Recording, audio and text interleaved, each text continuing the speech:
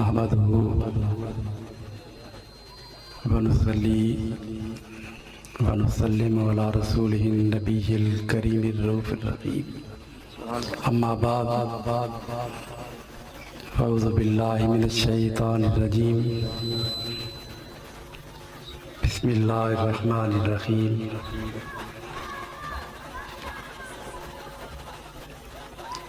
الرحمن علم القرآن خلق الإنسان صدق الله مولانا العلي العظيم وصدق رسوله النبي الكريم ونحن على ذلك لمن الشاهدين والشاكرين والحمد لله رب العالمين. معزز علماء کرام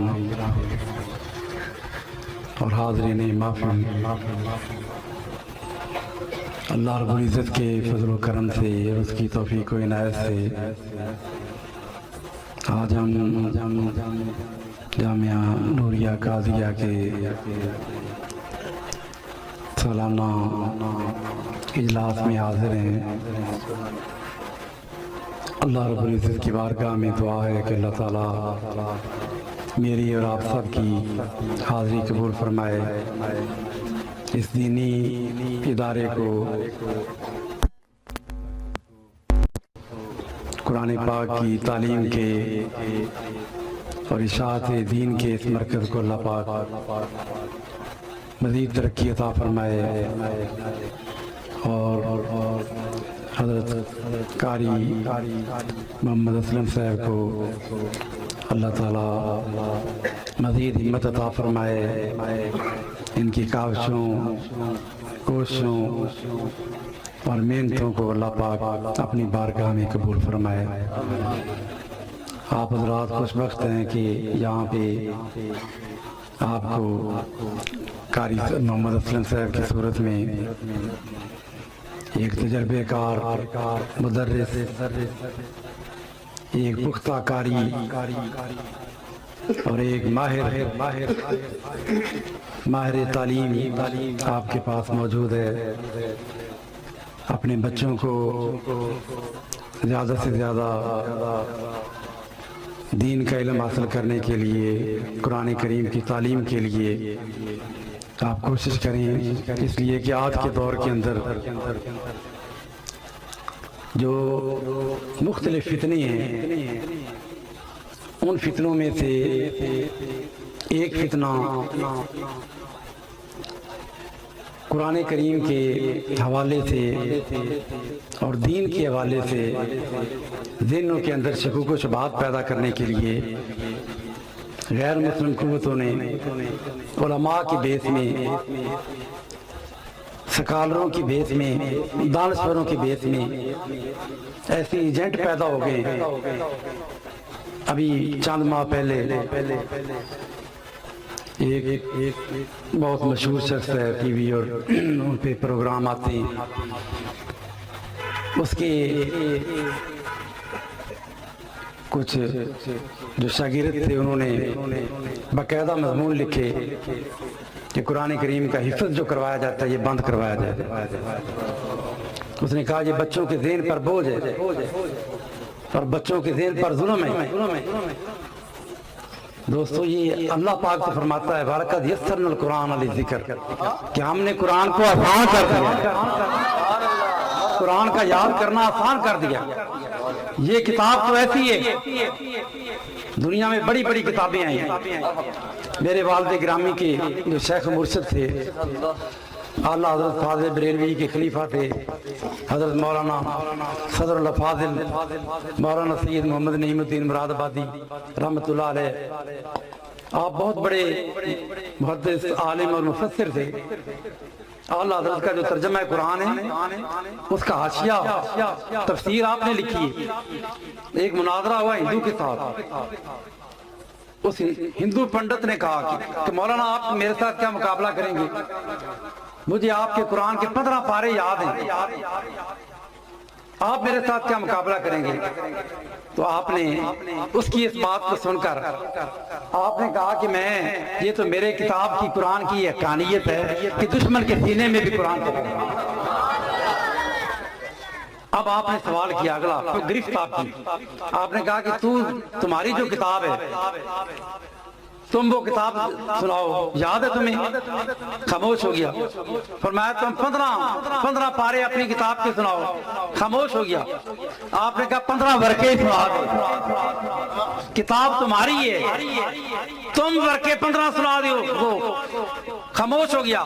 آپ نے کہا 5 ورقے سنا دے، وہ خاموش ہو گیا۔ آپ نے کہا کہ تمہیں تو اپنی کتاب نہیں آتی، یہ تو میرے رب کے کلام کی برکت ہے کہ وہ دشمنوں کے سینوں میں بکھرا ہے۔ نعرہ رسالت، فیضان قبلہ فقیہ اعظم، عظمت قرآن، عظمت قرآن، نعرہ رسالت۔ آسمانی کتابیں جتنی بھی اتری قرآن سے پہلے، آج کوئی کتاب اصلی شکل میں موجود نہیں ہے۔ آج انجیل موجود ہے لیکن نام کی انجیل ہے، تورات اصلی حالت میں نہیں ہے۔ اور اگر ان سے پوچھیں کہ تمہارے پاس جو تورات یا انجیل ہے تو آپ دنیا بھر میں امریکہ والا نسخہ لندن والے سے نہیں ملتا، لو جرمنی والے سے نہیں ملتا۔ ایک زمانے میں انجیل کا ایک نسخہ دوسرے کے ساتھ نہیں ملتا، لیکن یہ قرآن کریم کی صداقت ہے کہ 14 صدیوں میں کسی زمانے کے قرآن پاک کا نسخہ لے آؤ، خبر دے۔ اس لیے کہ پہلے ایک نبی آتا، اللہ پاک اس کو کتاب دیتا، نبی جاتا، کتاب بدل جاتی، لوگ تبدیل کر لیتے، اللہ پاک اور نبی بھیج دیتا اور رسول اللہ بھیج دیتا، سلسلہ جاری رہا، کتابیں اترتی رہی۔ رب نے حفاظت کا ذمہ نہیں لیا، پر یہ جب باری آئی ہمارے آقا و مولا کی، محمد مصطفیٰ صلی اللہ علیہ وسلم کی، رب نے کہا پیارے تجھے ختم نبوت کا تاج پہنا کر بھیجا دنیا میں، اب اور نبی آنا کوئی نہیں، کتاب آنی کوئی نہیں، آپ آخری نبی ہیں، آپ پر اترنے والی کتاب قرآن کریم آخری میری کتاب ہے، لہذا قرآن بھی اتارا ہے اور قرآن کی حفاظت کا ذمہ بھی میں لیتا ہوں۔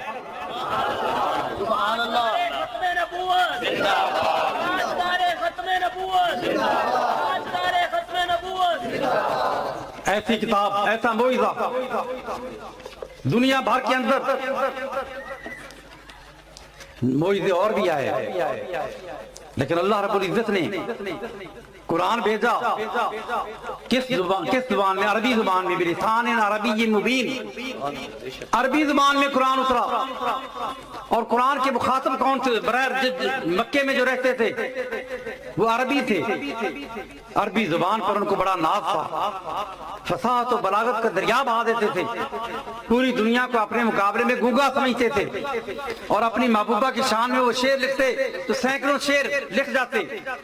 اس عربی زبان کے ماہرین جو تھے، جب قرآن اترا تو اللہ پاک نے محبوب اعلان کر دے فاتو بصورت میں مثلی، تمہیں اپنی زبان دانی پہ ناز ہے تو قرآن جیسی کوئی چھوٹی سی صورت ہی بنا کے لے آؤ۔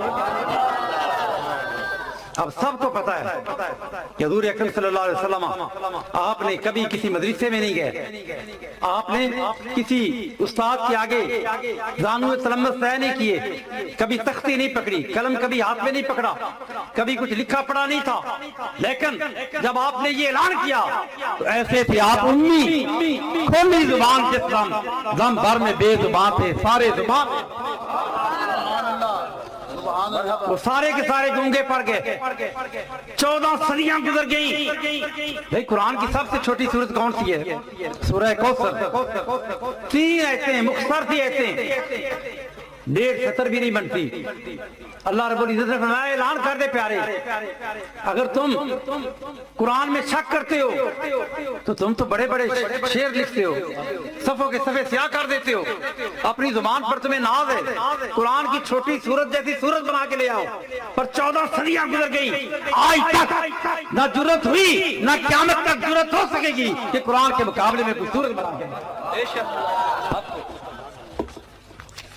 یہ قرآن آج ہم دعوے سے کہہ سکتے ہیں وہ جو انجیلیں آج جعلی لیے پھرتے ہیں کتابیں، ان کے پاس کوئی دلیل نہیں، لیکن ہمارے پاس اگر کوئی کہے تمہارے پاس کیا دلیل ہے کہ یہ قرآن اللہ کی کتاب ہے، تو ہم پوری سند بیان کر دیں گے کہ قاری محمد حسن صاحب نے کہاں سے قرآن پڑھا، ان کے استاد نے کہاں سے پڑھا، انہوں نے کہاں سے پڑھا، ہمارے علماء نے اپنے دور سے لے کر حضور کے زمانے تک صلی اللہ علیہ وسلم کی بارگاہ تک پوری سند بیان کر دی کہ فلاں نے فلاں سے قرآن سنا، فلاں نے فلاں سے قرآن سنا، اور پھر وہ حضور پاک صلی اللہ علیہ وسلم تک سند پہنچی۔ وہ خوش قسمت کتنے لوگ تھے، کتنے خوش بخت تھے۔ آج ہم قرآن سنتے ہیں، قاری صاحب قرآن سناتے ہیں، علماء قرآن سناتے ہیں، لیکن جب جس دستی پر قرآن اترا تھا، جب وہ قرآن پڑھتے ہوں گے تو منظر کیا ہوگا؟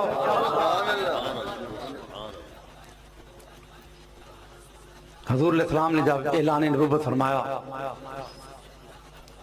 پورا عرب، پورے قریش کے اس میں ہلچل مچ گئی، مخالفتوں کے طوفان چکر چلے، دشمنیاں اپنے عروج پر پہنچی، حضور کی ذات کے حوالے سے پروپیگنڈے کیے گئے، کوشش کی گئی کہ حضور کے اس پیغام کو مکے سے باہر بات نہ نکلے، لیکن حق کا پیغام کبھی روکنے سے رکتا نہیں ہے۔ چلتے چلتے یہ خبر مکے سے باہر قبیلوں میں پہنچی۔ عرب کا ایک قبیلہ تھا بنی دوس، اس قبیلے کے اندر جب یہ خبر پہنچی کہ مکے میں ایک شخص نے کوئی انقلابی نئی بات کی ہے، نیا دعویٰ کیا ہے، اور وہ بتوں کو برا بھلا کہتے ہیں، پریں بہ گئی، میٹنگ بیٹھ گئی، بڑے بڑے سیانے سمجھدار لوگ، انہوں نے کہا یار ہم کہیں پیچھے نہ رہ جائے، ایسا نہ ہو کہ وہ جو نیا انقلابی نعرہ لگانے والے انہوں نے کوئی ایسی بات کریں کہ لوگ ان کے پیچھے چل جائیں اور ہم اپنے پرانے دین پر نہ رہ جائیں۔ حالات کا جائزہ لیں، آج کا دور نہیں تھا کہ فوراً خبر نشر ہو جاتی تھی، انہوں نے کہا کہ سمجھدار بندہ بھیجیں جو مکے جائے اور حالات کا جائزہ لے۔ سب نے میٹنگ کی اور انہوں نے کہا یار یہ ایک نوجوان ہے، اس کا نام ہے طفیل، سردار بھی ہے، خوبصورت بھی ہے، پڑھا لکھا بھی ہے، شاعر بھی ہے، ادیب بھی ہے، سمجھدار بھی ہے، دانا بھی ہے۔ انہوں نے کہا طفیل تو جا سارا دے حصے دا، جاؤ اور مکے میں حالات کا جائزہ لے۔ طفیل لمبا سفر کر کے مکے پہنچتے ہیں۔ مکے پہنچے چونکہ سردار تھے، کسی سردار کے گھر جا کے مہمان ٹھہرے۔ اس سردار نے کہا کہ تو مکے کیسے آیا؟ اس نے کہا کہ میں آیا ہوں ملنے کے لیے، دوستوں کو ملنے کے لیے آیا ہوں، کچھ کام ہے، تجارت ہے، یہ وہ کام کے اس نے کوئی بہانے بنائے۔ اس نے کہا میں تمہیں ایک نصیحت کرتا ہوں کہ یہاں ایک شخص ہے محمد، اس کا نام ہے، جو پیغام وہ نئی نئی باتیں کرتے ہیں، تو بڑے غلط وقت میں مکے آیا ہے، تو چونکہ ہمارا دوست ہے، ہمارے دوست کا بیٹا ہے، ہم تمہیں نصیحت کرتے ہیں کہ ایسا کرو کہ اول تو واپس صبح ہی چلا جا، واپس نہیں تو پھر ایک بات ذہن میں رکھنا کہ محمد کے مقابلے سامنے نہ آنا۔ اگر تم نے چہرہ دیکھ لیا تیرے اوپر جادو ہو جائے گا، اگر تم نے ان کی کلام سن لی، تیرے کانوں میں بات چلی گئی، تیرے اوپر جادو چل جائے گا۔ تو بابے نے نصیحت کی تھی، انہوں نے کہا وڑلے نکلنے لگے نا تو کنا روح پا کے چلی۔ تو فیل ڈر گیا، اس نے کہا بھئی یہ کیا معاملہ ہے؟ صبح گھر سے نکلے، روئی کانوں میں ڈال لی، سارا دن پھرتے رہے، دوستوں سے ملاقات ہوتی رہی۔ جب یہ وقت ہوا رات کا، سوچا کہ میں میزبان انتظار کر رہا ہوگا، گھر جا کے آرام کروں۔ جہاں ٹھہرا ہوا تھا مہمان، قسمت اچھی تھی، چلتے چلتے دل میں خیال آیا کہ تو فیل تو کوئی ان پڑھ تو نہیں ہے، کوئی تو پاگل اور جھلا تو نہیں ہے، اللہ نے تجھے سمجھ دی ہے، عقل دی ہے، تجھے شعور دیا ہے، شاعر بھی ہے، تو ادیب بھی ہے، اپنے آپ سے بات کر رہا ہے کہ اتنا بھی تمہیں نہیں پتا چلے گا کہ جو بات کرنے والا بات کر رہا ہے وہ بات اچھی کر رہا ہے یا بری کر رہا ہے۔ قسمت اچھی تھی، یہ سوچتے جا رہے ہیں، کانوں سے روئی نکال کے پھینک دی، اور جس راستے سے جا رہے تھے بے خیالی میں، وہ راستہ کہاں سے گزرتا تھا؟ مسجد حرام کے آگے۔ یہ وہ دور تھا کہ کعبۃ اللہ کے ارد گرد خالی سین تھا، دیواریں بھی نہیں تھی۔ جب وہ قریب پہنچے، رات کا وقت تھا، قسمت اچھی تھی، روئی کانوں سے نکال دی تھی، کانوں میں آواز پڑی اور آواز ایسی تھی کہ قدم رک گئے۔ کیسی آواز؟ یہ کسی شعر بھی نہیں ہے، یہ کوئی عام کلام بھی نہیں ہے، لیکن ایسا کلام تھا کہ کانوں میں بات اتری اور دل کے اندر اثر کر گئی۔ آواز سنی تو بے ساختہ نظر اٹھی تو کہاں دیکھا کہ محمد مصطفیٰ کعبۃ اللہ کے سامنے نماز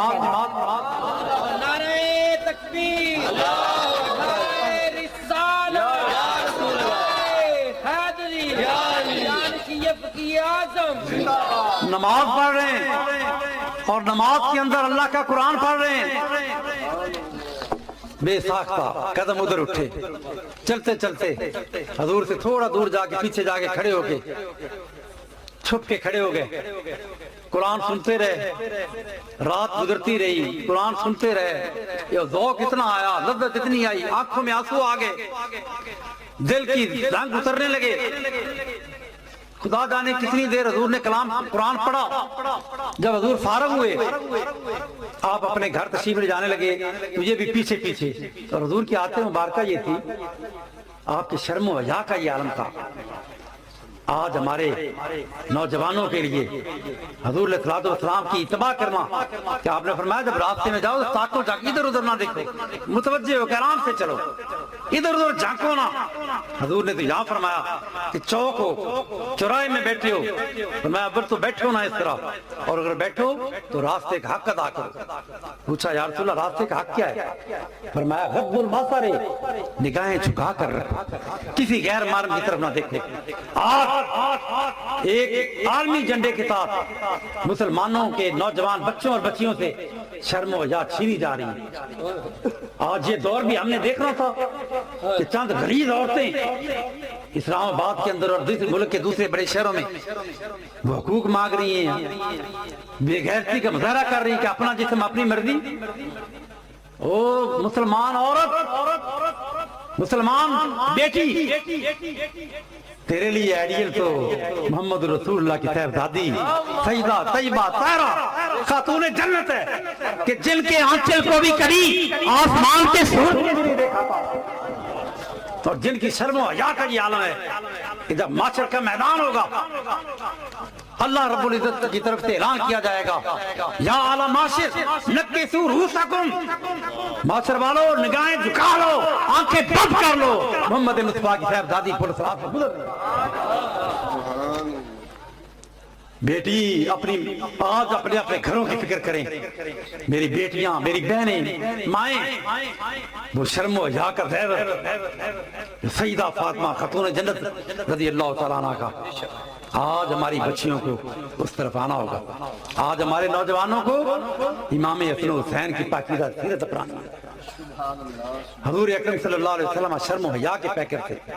آپ راستے میں چلتے ہیں تو اس طرح نگاہیں جھکا کے چلتے ہیں، پیچھے بندہ جا رہا ہے، آپ نے یہ توجہ بھی نہیں فرمائی کہ پیچھے کوئی آ رہا ہے۔ جب حضور گھر میں داخل ہونے لگے اور یوں موڑ کے دروازہ بند کرنے لگے تو پیچھے دیکھا کہ نوجوان آ رہا۔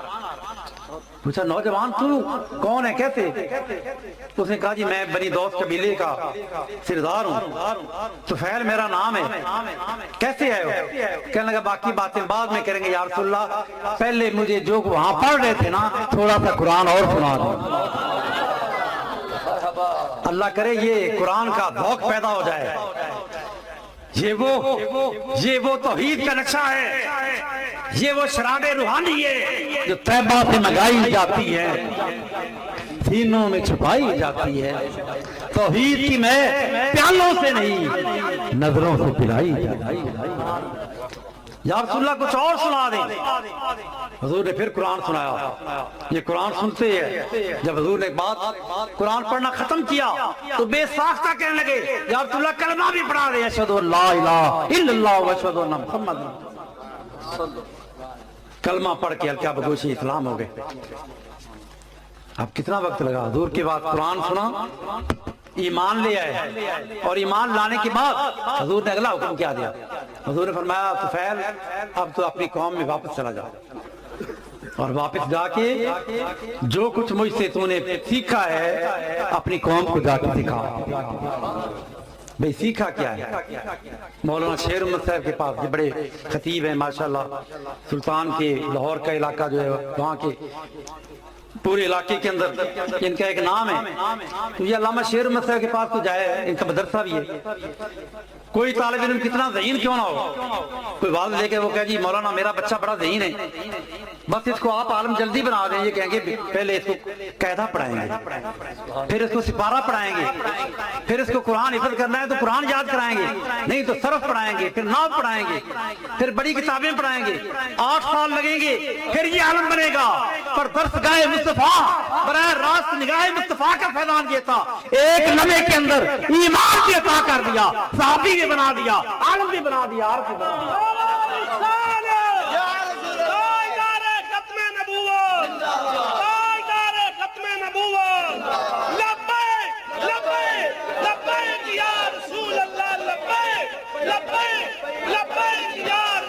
ایک لمحے کے اندر ایمان بھی عطا کر دیا, علم بھی عطا کر دیا, معرفت بھی عطا کر دی, اور فرمایا جا یارو محمد مصطفیٰ کی درسگاہ کا فیضان کیا ہے, جس طرف چشمے محمد کے اشارے ہو گئے, جتنے ذرے سامنے آئے ستارے. یا رسول اللہ میں اپنی قوم کے پاس جاؤں گا, میری قوم بت پرست ہے, میں ان کو جا کے سیدھی جب بات کروں گا میری بات وہ کیسے مانیں گے؟ حضور کو نشانی عطا کریں. جب کہ پکی بات کرنے نشانی مانگی جاتی, نشانی جی حضور میں تو پہنچ, نشانی تیرے پیچھے آ جائے گا. وہ صحابی تھے, ابھی ایمان لائے ہیں, لیکن ایمان اتنا پختہ تھا, یقین تھا کہ سورج مشرق کی بجائے مغرب سے نکل سکتا ہے, لیکن محمد مصطفیٰ کی زبان سے نکلی بات غلط نہیں ہو سکتی. یہ وہ ذات ہے یا رسول اللہ تمہارے منہ سے جو نکلی وہ بات ہو کے رہی, جو دن کو کہہ دیا شب ہے تو رات ہے. حضور نے فرمایا نشانی آ جائے گی. مکے سے نکلتے ہیں, چلتے چلتے کئی دن لگے. جب اپنے قبیلے میں پہنچے, وہ علاقہ تھا پہاڑی علاقہ تھا, اونچا نیچا. جب شہر کے باہر, علاقے کے باہر, گاؤں کے باہر گئے تو اونچا ٹیلا تھا.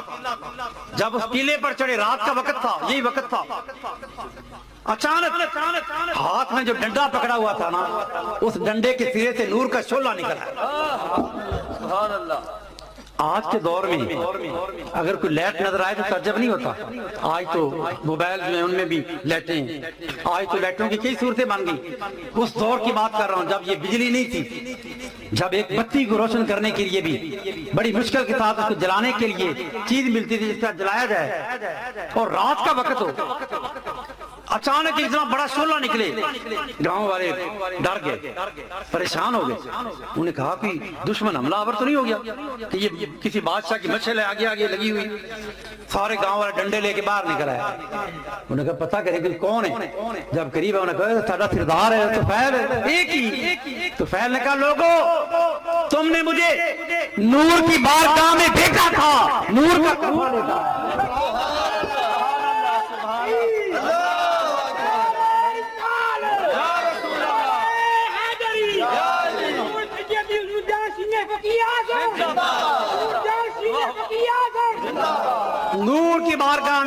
نور کی بارگاہ میں بھیجا تھا, اور جو اس پر کتاب اتری وہ کتاب بھی نور ہے, جس سینے پر اتری وہ سینہ بھی نور ہے, اور وہ تقسیم بھی نور کرتے ہیں. آقا نے فرمایا تھا نشانی پہنچ جائے گی. لوگوں میری بات کی صداقت کریے کہ یہ دیکھو نور کی بارگاہ سے نور کا شعلہ تھا, یہ نور کا تحفہ تھا. یارو انسان تو انسان حضور کے فیضان کو تو جانور بھی مانتا ہے. حضور علیہ السلام جنگ خیبر کا موقع ہے. حضور علیہ السلام خیبر کے مقام سے, یہ وہ جنگ تھی, کئی دن محاصرہ جاری رہا تھا, قلعہ فتح نہیں ہو رہا تھا. اس غیب دان نبی نے یہ فرمایا کہ میرے صحابہ سن لو, کل میں جھنڈا جس بندے کو دوں گا نا اللہ اس کے ہاتھ سے جگلے کو فتح کر دے گا۔ کہتے ہیں جی کل کا پتہ نہیں کل کیا ہوگا۔ حدیث کی ساری کتابیں بخاری شریف کی حدیث ہے، فرمایا غدن کل میں جھنڈا دوں گا جس کو، وہ بندہ کون ہوگا؟ یحب اللہ ورسولہ، ویحبہ اللہ ورسولہ، کہ بندہ وہ ہوگا جو اللہ اور رسول سے پیار کرتا ہے۔ پیار تو ہر کوئی کرتا ہے، ہم بھی کہتے ہیں ہم اللہ سے محبت کرتے ہیں، اللہ کے رسول سے محبت کرتے ہیں، پر مزہ تو تب ہے نا کہ وہ کہے کہ میرے ساتھ محبت کرتا ہے، وہ کہے کہ میرے ساتھ محبت کرتا ہے۔ اور فرمایا کہ اللہ اور رسول بھی اس سے محبت کرتے ہیں۔ اب صحابہ کرام ساری رات دعائیں کر رہے ہیں، ہر کوئی تمنا کر رہا ہے کہ کاش جھنڈا مجھے ملے تاکہ مجھے پتہ تو چل جائے نا کہ رابی بھی میرے ساتھ محبت کرتا ہے، میری محبت قبول ہو گئی۔ رات ہر کوئی بے قرار ہے، ہر کوئی تمنا کر رہا ہے، ہر کوئی آرزو لے کے بیٹھ سویا کہ صبح جھنڈا اللہ کرے مجھے مل جائے۔ حضور نے مجمع کی طرف صبح نظر ڈالی، سارے لوگ منتظر ہیں کون خوش بخت ہے جس کو جھنڈا ملے۔ حضور نے فرمایا اینا علی، علی کدھر ہے؟ لوگوں نے کہا حضور وہ تو بیمار ہیں، آنکھیں کھلتی نہیں ہیں، اور جب اکھاں آئیاں ہوئی ہوں، آنکھیں سوجی ہوئی ہوں، آنکھوں میں تکلیف ہو، کھل نہیں رہی، بخار بھی ساتھ ہو جاتا ہے، چل نہیں سکتے، آنکھیں بند ہیں۔ حضور نے فرمایا لے کے آؤ، صحابہ پکڑ کے لے کے آئے، حضور کی بارگاہ، آنکھیں بھی نہیں کھولی، پکڑ کے لے کے آئے۔ حضور نے علی کیا ہوا یا رسول اللہ آنکھیں تکلیف ہے؟ حضور نے کیا کیا؟ یوں انگلی لگائی اور اپنا لعاب دین، وہ لعاب دین جو کھاری کنویں میں ڈالا جائے تو کنویں میٹھی ہو جائے، لعاب دین لگائی۔ دنیا کی کوئی بڑا سے بڑا ڈاکٹر ہو وہ آپریشن بھی تو کر دے گا لیکن فوری شفا نہیں ہوگی۔ حضور علیہ الصلوۃ والسلام نے لعاب دین لگایا، انگلی باپ نے ہٹائی، حضرت علی کہتے ہیں ایسی ٹھیک ہوئی ساری عمر کبھی خراب ہی نہیں۔ حضور نے فرمایا یہ جھنڈا لے جا قلعہ فتح کرنا ہے تمہیں۔ پھر قلعہ فتح ہو گیا، وہ لمبا واقعہ ہے، قلعہ فتح ہو گیا۔ حضور فتح کے جشن میں خوشی تھے، سارے فتح کر کے واپس آ رہے ہیں۔ جب خیبر شہر سے باہر نکلے، سڑک پر جا رہے تھے، اچانک دیکھا کہ سڑک جو ہے اس کے درمیان میں ایک گدھا کھڑا تھا۔ گدھا سڑک کو روک کے کھڑا ہے۔ جب حضور قریب آئے تو اس گدھے نے کہا یا رسول اللہ میری ایک درخواست ہے۔ اس نے تو آوازیں نکالی نا جیسے گدھے بولتے ہیں، صحابہ نے سمجھا گدھا ہے، کوئی بول رہا ہے، گدھا اپنی آواز نکال رہا ہے، پر حضور اکرم صلی اللہ علیہ وسلم تو جانوروں کی زبانیں بھی جانتے ہیں۔ کیوں جانتے ہیں؟ قرآن کہتا ہے ما ارسلنا من رسول الا بلسان قومی۔ امام بخاری نے اس سے استدلال کیا، صحیح بخاری کے اندر ایک باب بند ہے، یہاں سے استدلال کیا کہ جب حضور اکرم صلی اللہ علیہ وسلم پوری کائنات کی طرف رسول بن کے آئے ہیں، آپ انسانوں کے بھی رسول ہیں، جانوروں کے بھی رسول ہیں، شجر و حجر کے بھی رسول ہیں، اس لیے حضور علیہ السلام درختوں کی زبان بھی جانتے ہیں، جنوں کی زبان بھی جانتے ہیں، انسانوں کی زبان بھی جانتے ہیں، جانوروں کی زبان بھی سمجھتے ہیں۔ بلکہ اس طرح سمجھتے ہیں کہ حضور علیہ الصلوۃ والسلام تو آپ نے ایک بار تبلیغ کے لیے صحابہ کو بھیجنا تھا، کسی کو ایران بھیجا، کسی کو یمن بھیجا، کسی کو شام بھیجا۔ صحابہ نے عرض کی یا رسول اللہ ہمیں تو بولی نہیں آتی، وہاں تو فارسی بولی جاتی ایران میں، ہم عربی ہیں۔ کسی نے کہا جی وہاں کے علاقے کی بولی نہیں آتی، حبشے کی بولی نہیں آتی۔ حضور نے کہا جاؤ تبلیغ کرنی ہے تم نے۔ وہ صحابی جب وہاں اس علاقے میں پہنچے، رات کو سوئے تو عربی تھے، صبح تک جاگے تو اس علاقے کی زبان پر جاری تو حضور علیہ السلام نے جب وہ بات خاموش ہوا نا گدھا، تو حضور نے فرمایا کہ اس نے میرے درخواست کی ہے مجھ سے۔ درخواست کیا کی ہے؟ اس نے کہا یا رسول اللہ میں عام گدھا نہیں ہوں، میری ایک تاریخ ہے کہ جس نسل میں سے میں ہوں اللہ نے ہماری نسل پر یہ کرم کیا ہے کہ 60 ایسے گدھے ہوئے ہماری نسل اوپر سے کہ ہر گدھے پر کسی نہ کسی نبی نے سواری کی۔ یا رسول اللہ میں معروم ہوں ابھی تک، اور اس نسل میں سے آخری میں ہوں، اور کوئی گدھا رہ نہیں گیا، اور یا رسول اللہ مجھے اتنا پتا ہے کہ آپ اللہ کے آخری رسول ہیں۔ جانور بھی پہچانتے ہیں کہ حضور تاجدار ختم نبوت ہے۔ آپ آخری نبی ہیں، اب نبی اور آنا کوئی نہیں کہ میں امید رکھوں گا کوئی نبی آئے گا تو میرے اوپر سوار کر، یا رسول اللہ کام کریں اپنی سواری کے لیے مجھے منتخب کر۔ حضور نے درخواست قبول کر لی۔ اب یہاں پہ ایک سوال آپ بھی ذرا سوچیں، یہ مجمع اتنا بیٹھا ہے آپ کا، ماشاءاللہ آپ لوگ بڑے محبت والے لوگ ہیں، مجھے یہاں کی اس لیے بھی خوشی ہوتی ہے کہ یہ قاری اسلم صاحب جو ہیں یہ آپ کی ان سے محبت ہے، یہ کام کر رہے ہیں اور اس کام کے لیے آپ داد دینے کے لیے آپ اتنی کثیر تعداد میں آپ یہاں پہ تشریف لائے، اللہ آپ کو سلامت رکھے۔ اب ایک بندے نے مجمع کے اندر تلاش کرنا ابھی قاری ابراہیم کو ملنا ہے جی، اب اس نے ابراہیم کا نام سنا ہوا ہے، مولانا ابراہیم صاحب بڑے فاضل ہیں جی، اب اس نے ابراہیم نے کو دیکھا نہیں ابراہیم کون ہے، اوپر سے آ جائے اتنے مجمع کے اندر، اب اس کو کیسے پتا چلے گا کہ ابراہیم کہاں بیٹھا ہے؟ بھئی کیسے پتا چلا جائے؟ کسی آپ کے میں سے کسی بندے کو ملنا ہو، اب یہ 500,000 بندہ بیٹھا ہے، اس کو کیسے پتا چلے گا؟ یہ بندہ وہ کسی سے پوچھے گا، کسی سے پوچھے حضرت صاحب یہ مولوی ابراہیم کون ہے، میں ان کو ملنا ہے، کسی قاری اسلم صاحب سے پوچھے وہ کہیں گے وہ جو ہاں جو بیٹھے ہیں وہ فلاں سے وہ ابراہیم، پھر اس کو پتا چلے گا۔ اب وہ مجمع تھا، لشکر تھا، اور لشکر میں کتنے بندے ہوتے ہیں؟ ہزاروں بندے ہوتے ہیں، ہزاروں کا مجمع ہے، اس گدھے کو کیسے پتا چلا کہ میں نے بات کس سے کرنی ہے؟ وہ گدھا ابو ہریرہ کے پاس نہیں گیا، وہ حضرت علی کے پاس نہیں گیا، وہ ابو بکر صدیق سے بات نہیں کرتا، وہ عمر فاروق، وہ سیدھا جا کے حضور کی بارگاہ میں بات کرتا ہے کہ یا رسول اللہ آپ مجھے اپنی سواری کے لیے لے لیں۔ گدھے کو کیسے پتا چلا؟ پتا یہ چلا کہ اللہ کے نبی محمد مصطفیٰ صلی اللہ علیہ وسلم کو رب نے وہ عزت عطا کی ہے کہ جانور بھی پہچانتے ہیں کہ یہ ہمارا رسول ہے۔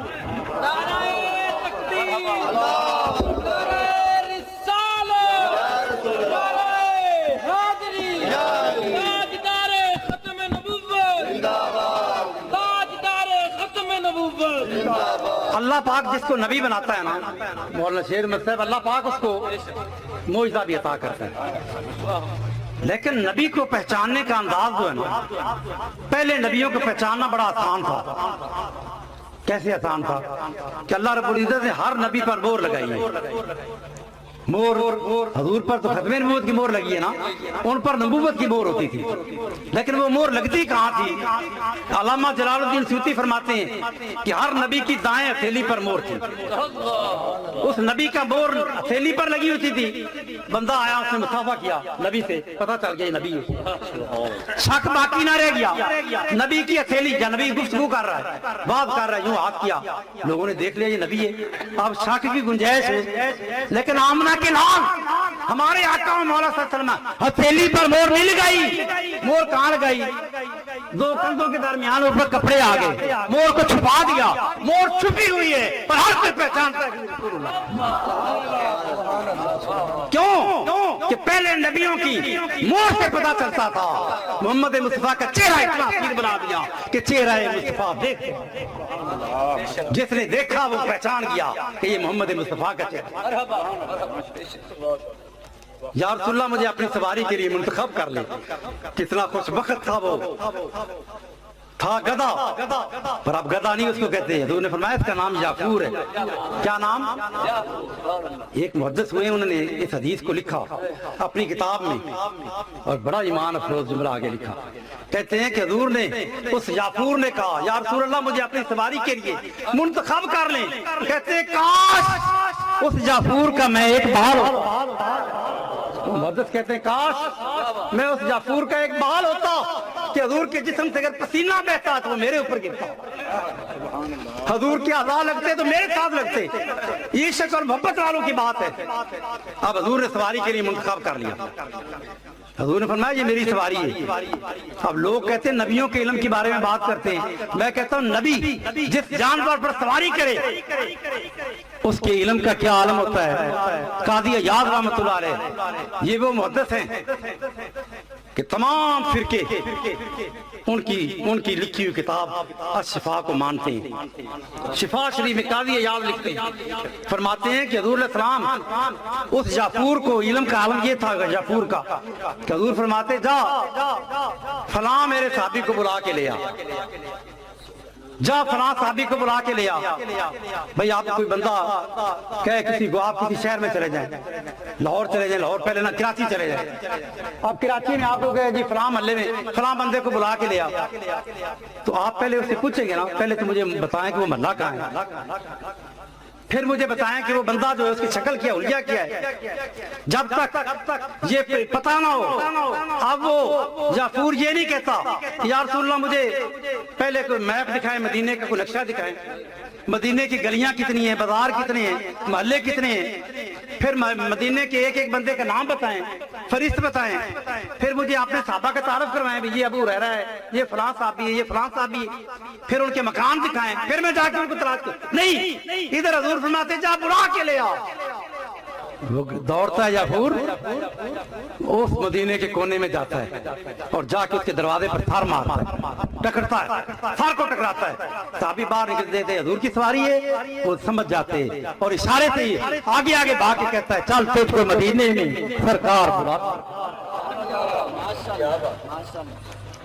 حضور کی بارگاہ میں حاضر کر دیا، حضور نے فرمایا فلاں کو بلا کے لیا، اب اس کا گھر دوسری طرف ہے، وہ یہ پوچھتا نہیں ہے کہ حضور آپ مشرق میں جانا ہے مغرب میں جانا، نہیں، جا بلا کے لیا، وہ بھاگتا ہے اور اس صحابی کو بلا کے حضور کی بارگاہ میں پیش کرتا۔ پتہ یہ چلا کہ محمد مصطفیٰ صلی اللہ علیہ وسلم آپ ساری کائنات کے رسول ہیں، سارے نبیوں کے رسول ہیں، اللہ نے کتاب بھیجی، آخری کتاب، چونکہ پہلے نبی آتے تھے کتاب اور آ جاتی تھی، اب نبی اور آنا کوئی نہیں، کتاب آنی کو نہیں، رب نے کہا کتاب بھی میں نے اتاری ہے، اس کی حفاظت بھی میں کروں گا۔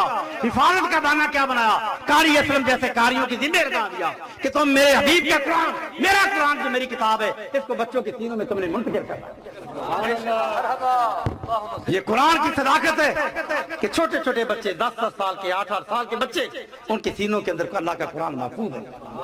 اِنَّا نَحْنُ نَزَّلْنَا الْكِتَابَ وَإِنَّا لَهُ حَافِظُونَ، ہم اس کتاب کی حفاظت کریں گے۔